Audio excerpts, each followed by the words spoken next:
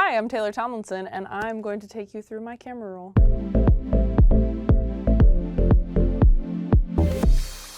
Okay, so this is the first photo.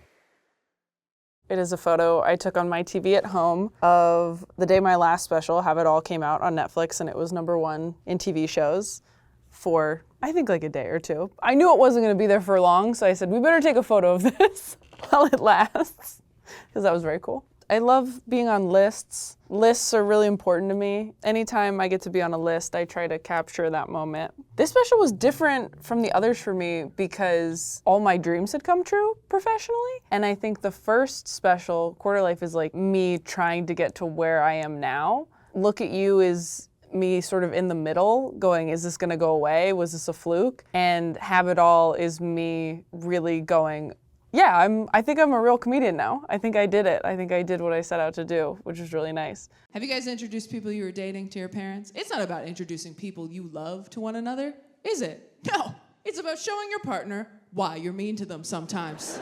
Okay.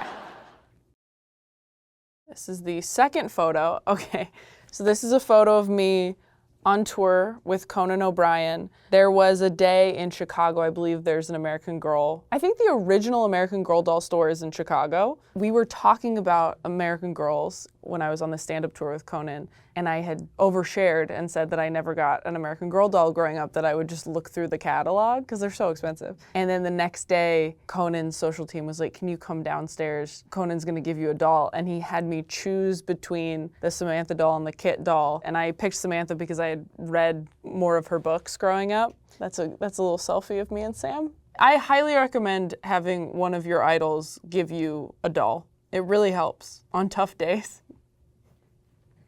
So stupid. Okay, next photo. Okay, so this photo was me last year in London doing some shows, and I had never toured internationally before, which was really exciting. I had never seen Paddington before, and my best friend came with me to the first leg in London, and so we watched Paddington, and we're like, this is the greatest movie we've ever seen. I would not shut up about it. And towards the end of the trip, my friend Dustin Nickerson, who opens for me, bought me this Paddington Bear. I'm getting dolls from a lot of people in this scrapbook, I just realized. He got me a little Paddington to remember the trip by, and it made me very emotional. And then I took Paddington around to all of the major landmarks and took photos of them. So this is one of them. Next photo. Ooh, this is me really living. This is me after I sold out 2 shows at Radio City Music Hall, which was absolutely insane and beyond my wildest dreams.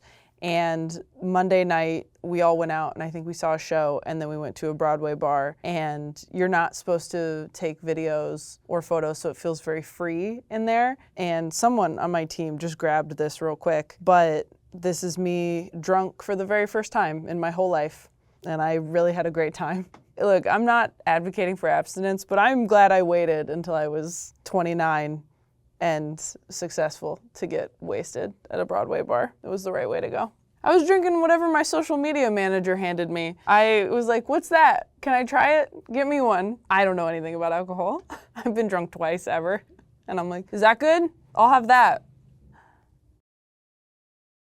Okay, speaking of international tour dates, so I also got to perform in Australia last year for the first time, which was incredible. And when I came back, the jet lag was unimaginable. It was terrible. And I sort of lost my mind a little bit. I had given myself a few weeks off and thought, I'll rest. And then I couldn't because I was so tired. So I couldn't sleep. I was really wired. And I also got weirdly insecure about the fact that I had no hobbies to turn to when I had time off. On the plane ride back from Australia, I went down a rabbit hole on TikTok watching people decorate cakes. And I thought, if I get all the tools, surely I can decorate cakes. It's not that hard, you just need all the tools. And I have money. So I went and got a bunch of tools, and what you see here is me trying to decorate a cake. We put the beginning stages in because it just goes downhill from here. It's really not good. There's a whole mini series on my Instagram of me trying to decorate these cakes at home, and it's pretty sad.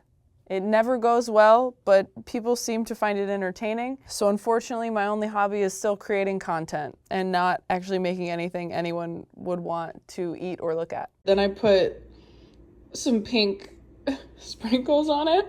I don't know if I should do more sprinkles. It lasted maybe 2 weeks and people still bring it up to me. They're like, what happened to that cake show? I was like, that was 2 weeks. That didn't last that long. I think I only made like 4 cakes. That was a dark period. Next one. Oh, this is me being told by Stephen Colbert that I got the job hosting After Midnight. I was on my way out and I got a text from my team that was like, can you hop on a Zoom with Colbert and everyone? I think they have a few more questions for you because I was up for the job and I had done the screen test the week before and I thought, oh yeah, sure, that's fine. And I got on and he sort of acted like he was gonna keep interviewing me. He's like, there's a couple things I didn't ask you. And I was like, okay. And then he totally faked me out and gave me the job, and this is my genuine and sincere surprise. I was so excited. I was so afraid. It's crazy that this was only in November. Like, this wasn't that long ago, and I feel so different than I did in this picture. I don't feel differently about getting the job. I just feel different as a person as a result of having this job, and my life is very different now. It's funny to look back at moments in your life knowing how much it changed after that. I'm really glad that somebody screenshot it on the call, which I really appreciated, because they're like, you'll probably want to have this, and I do. Okay. This is a photo of me at After Midnight in an outfit I really, really loved. I'm so stupid. When I got this job, I thought I was gonna have to dress myself. So I went out and bought suits, and I got there and they're like, you're so cute. We'll put these over here. We have a professional. When I started doing the show, I was like, can I just wear the same suit every night like the guys do? And they're like, you really can't. And I was like, okay. And then I thought about it, and I remember watching Chelsea lately and being a teenager and being like, ooh, yellow tank top. Like, I do remember noticing her outfits, like, oh my gosh, her hair's up. Like, I do remember that stuff. Granted, Chelsea Handler is much hotter than me, so, okay. This is my younger sibling and I watching After Midnight in my hotel room, which was the first time I'd watched the show. Like, I'd only seen clips, really, online or like on links that they'd sent me. I'd never actually watched it on TV or even like Paramount Plus. And it was so crazy to watch it on TV and go like, oh my gosh, we filmed that yesterday. Now it's just out there and it's happening. And it reminded me of watching like Whose Line Is It Anyway when I was a kid. It really hit me and I was like, oh, this is like a fun, goofy, silly show. It just felt very nostalgic to me. So that also felt significant. My siblings and I are really, really close, and they're so lovely and supportive and think it's cool, but also know that I'm a loser, which is the perfect balance and exactly what you need in your life if you're gonna be in show business. People going, that's cool. Also, you know, simmer down. Like, okay. This is a photo of me in front of the Winter Garden Theater where they were doing The Music Man with Hugh Jackman's signed glove that I really did bid on and purchase in a charity auction after the show. People asked me if that story from Have It All is true. That picture is my proof that it actually is. And I do remember participating in the auction. It's very exciting. Have you ever participated in an auction? Like one where people are excited. It was thrilling, and then it's over so fast and you spent so much money. But again, it's for charity. I would never just do an auction for nothing. And I got this glove for my manager, and there was also, Sutton Foster also signed a glove, which I almost kept, but I was like, no, you got these for Judy. After this happened, the very next night, I had a show at Town Hall in New York, and I did the first version of that bit. Super worth it, super worth it. Definitely got my money's worth out of that glove. And then last one. This is me at 16 years old doing stand-up somewhere that looks illegal. I don't even know where this was. I don't know if it's upstairs. Upstairs where? A business? An apartment? A hotel? Who knows where this was? But I do like this photo because it shows you how far I've come, career-wise and acne-wise. Anybody who's made it in this business in the way they want to, it is important to remember how far you've come and how hard it was to get there. And nothing drives that point home more than this photo for me.